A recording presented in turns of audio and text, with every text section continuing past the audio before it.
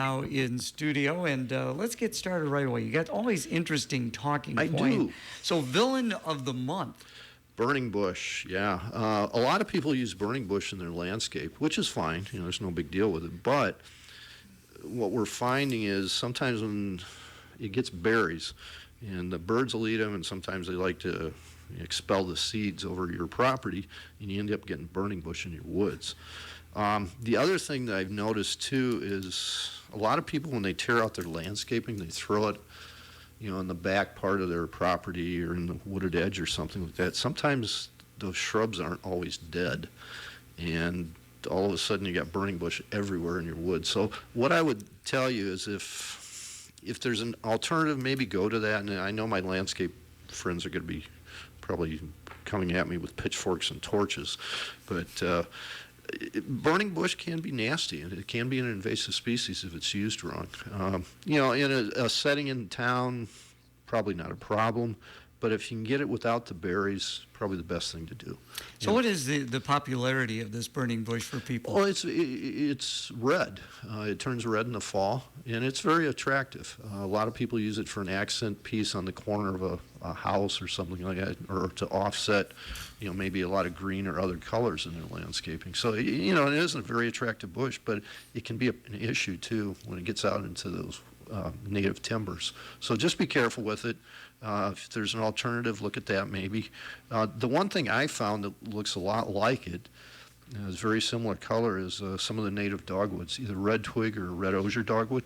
So, and that would be a good one to use instead of burning bush. But if you use it, just be aware that there could be a problem, if it gets way into the woods. Again, visiting with Dave Harrison. It is yellow and all over my truck. It was.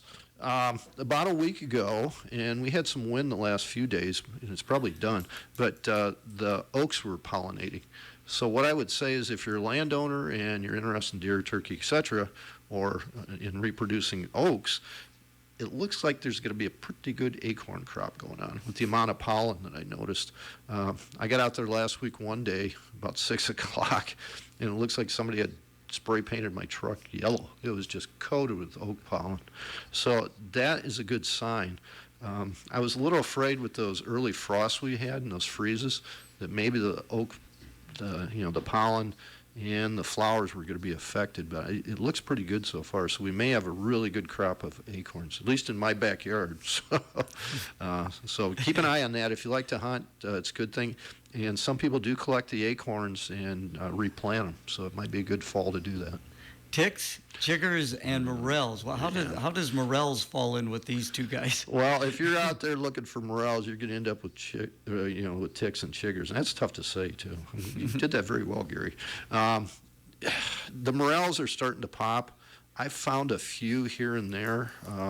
It's weird because I was in a pine plantation the other day, old white pine plantation where a guy would find, just buckets of morels, and we looked. I found one right in the middle of a trail where there was a spot of sunlight about, I don't know, maybe 10 foot square, and it popped up right in the middle of that sunlight where it was coming through the trees. But it's been spotty so far, and we were talking before the show that people are selling oodles of them, so somebody's finding them. The ones I've seen so far have been the gray ones, so I would imagine the yellow ones are up and they'll be getting more prevalent. The problem is right now it's like a jungle out there. The weeds are really high, all the shrubs are leafed out, and that's where the ticks come in. How short is the season for morels? It depends on the weather. Like this year, typically we're probably 2 weeks ahead. With the rain we've had, and we had warm weather, fairly early, so that pops the season up.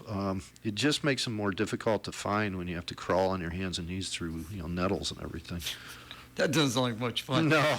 But I tell you what, if you do find a bunch, you can get good money for these things. If you go on Facebook, there's people advertising all kinds of them all over the area. And it just depends. The best luck I've ever had was in pine plantations, especially white pine, and where there's elm trees.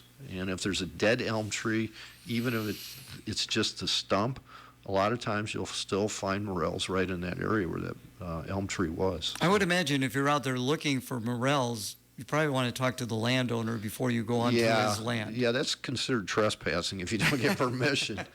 And I know in Illinois, with the turkey seasons, you can hunt morels on public land, but you have to do it after 1 o'clock. So there's no, interference with turkeys, or somebody doesn't get shot. So that's real important. I would, on Iowa, I know on public land, it's, basically from a half an hour before sunrise for turkeys to sunset. So I'd be a little careful there.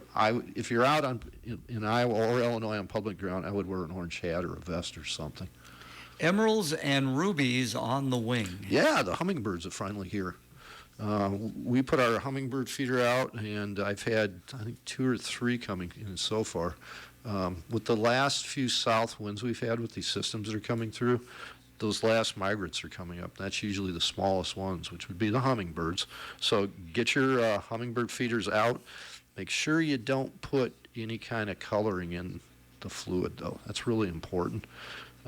There's been some research that indicates coloring does affect their digestive system. So just use sugar water.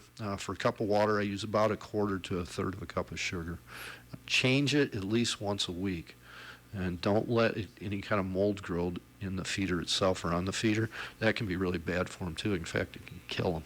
So, but yeah, the emerald back, or some people call them ruby throat, are the ones we have around here. And every once in a while, you'll get one from out west that gets blown in on a big wind or something like that. But normally, it's the ruby throats that we have. And they're so interesting. Oh, I mean, they look like, when I first see them, I think, is that an insect or is that a bird? Well, there is a moth that resembles them. It's called a hummingbird moth, and it flutters just like a hummingbird does, but it's active during the night.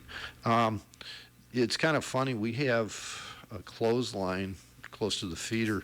We have clothespins on it, and the clothespins act like decoys for the hummingbirds. They'll sit next to the clothespins, and you can hear them cheeping to each other and stuff. But they can be nasty little things, too. There's usually a dominant female that hangs around the feeder, and she will literally knock other birds out of the air when they come in to feed. So, they're cool birds, but they can be, nature can have a cruel side, too. Hey, can I mention one thing? Yeah, go right ahead. It's your show. Well, I know we're short on time, but I want to give a shout out to my grandson, Aiden Alt, down in Bloomington, Illinois, who won the SWCD scholarship down there for McLean County. He's going to go on to junior college and then hopefully go on to a 4-year school. But he did very well. He's been almost a straight A student. And I hope that I had a little bit of an influence in getting that scholarship by some of the activities and experiences he's had with me. So what direction is he going into? Well, actually, he got accepted at Illinois State in environmental conservation. I think he's going to go 2 years into junior college, but that was the way I did it, too. I wasn't ready for a 4-year university when I got out of high school. I remember I went down to the University of Illinois with my mother, and they took us on a tour of the campus, and the library was 5 stories. And we started walking around there, and I thought, I'm going to get lost in the library. How am I going to make my way around 40,000 students on a campus like this? So I went to junior college. Best thing I ever did. I've got a University of Illinois story, just real quick. Sure. I went down to cover the Morrison Mustangs at the state basketball tournament in the mid-'70s, and it was at Champaign. I was driving on a sidewalk. Were you really? Yeah, I thought it was a road. It was a sidewalk, and it was a '68 Chrysler Newport, so it wasn't a real inconspicuous automobile. It's like a boat, yeah. Yeah, Champaign's a big campus, and I've spent a lot of time down there since then. In fact, I got some graduate hours from down there, but when you're 18 years old and you come from a small rural community, it's pretty intimidating. What JC did you go to? I went to Illinois Valley. Okay. I was an Apache. I think they're still called that. But it was a good school, and I had a really good experience. I won a scholarship coming out of there to Illinois State, and then I transferred to Illinois State for 2 years. Such a scholar, I didn't realize that. Oh, yeah. I'm going to sit on a mountain reading a scroll or something, sure. Illinois fall turkey hunting, a different ball game. It is. I'm going to try it for the first time this coming year. I've got a landowner where there's nobody hunting deer, archery hunting, and he wants to get the turkeys cropped down somewhat.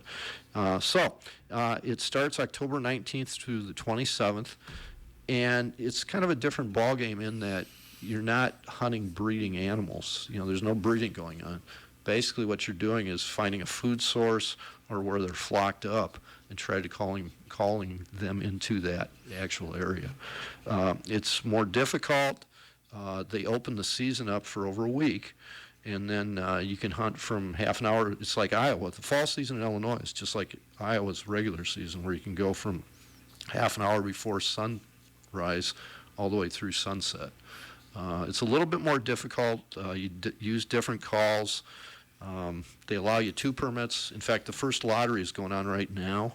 You can get 1 permit through the lottery, and then you can buy 1 permit over the counter, too. So when you go out turkey hunting or any kind of hunting, is it normally on your own, or do you got a partner that you like to go with? I've taken my grandsons out a few times. Okay. Actually, he killed a bigger gobbler than I've ever killed down by Erie a few years ago. I called one in for him, and he was asleep in the tent. And I had to elbow him and tell him to shoot the gobbler. It walked right past the tent, and it fanned out, and the fan hit the tent. And that bird was so intent on the hens out in front of us, he paid no attention to us at all. And I woke my grandson up, and I go, "Hey, shoot that bird." And he goes, "Those are hens. I can't shoot those." I said, No, the gobbler right next to the tent. And he was... Could have reached out and choked him. I actually could have grabbed it. I mean, he was that goodness. close. He brushed right up against the tent. Oh, my. And I didn't see him until I heard the sound on the side of the tent. I just glanced out the little opening, and there he was standing right there. It is amazing when they fan out. Oh, jeez. And they're beautiful birds, too. If you look at a gobbler in the full sunlight, it's almost like they glow. They have an iridescence to them. The hens are kind of drab colored, but man, those gobblers, and even the young ones, they just they're dark, real dark, but they kind of give off a glow. It's kind of neat. Got a couple more points here. Food plot time. Don't forget to spray and fertilize. Yeah, you should be, I know it's rainy today, but you should be looking at putting your food plots in if you haven't already. I like to put them in about 2 weeks after the farmers get the corn done, and that way they'll stand longer into the winter. And that's what your goal is, to have food out there during the winter. But don't forget to put a herbicide on. And I like to see about 100 pounds of nitrogen for corn or sorghum or sunflowers, and then P and K. And I soil test. A lot of the people I work with, I ask them to do soil tests with the co-op so they know exactly what fertilizer they're putting on. And don't forget, go in there in January, into December or January, knock part of that corn or sorghum down so some of those smaller animals and birds can get at it too. You're amazing. Tell my wife that, will you? Reed Canary Grass Control. Yeah. I should have probably put this one back up on top with the villain of the month with burning bush. Reed canary is starting to spread all over the place. It used to be fairly limited to wet areas, and it does really well in wet areas. But now I'm starting to see it going up into the hills, into the woods, all over. If you can get it before it's about 6 inches tall and spray it with Roundup, you'll have a pretty good chance of controlling it for that particular year. Now, you need to go back and probably spray it again and again and again in the next few years. And the other problem is if it's an area that's low that floods, every time it floods, the seed from this stuff floats. So every time it floods, you're getting a new batch of seed coming in. So you have to kind of watch it. But it was brought in originally for pastures and for low areas for erosion control, and it does an excellent job with that. But it also is very, very invasive. And from a wildlife standpoint, there's not a lot of stuff that uses it. And even from a pasture standpoint, it's a real coarse grass, and cattle don't like to eat it even. You're a wealth of information, and if people would like to find out more information about the Whiteside County Conservation, how can they do that? Well, they could call the office. Unfortunately, right now, Tricia has resigned, so I'm not so sure who's even in the office to answer the phone. But you could try. It's 815-772-3800 and extension 3. Otherwise, they can get a hold of me at 815-441-3088. That'd be the better bet. All right, thank you so much, Dave. You're listening to AM 1340 KROS, Clinton, Iowa. FM 105.9. And KROSradio.com.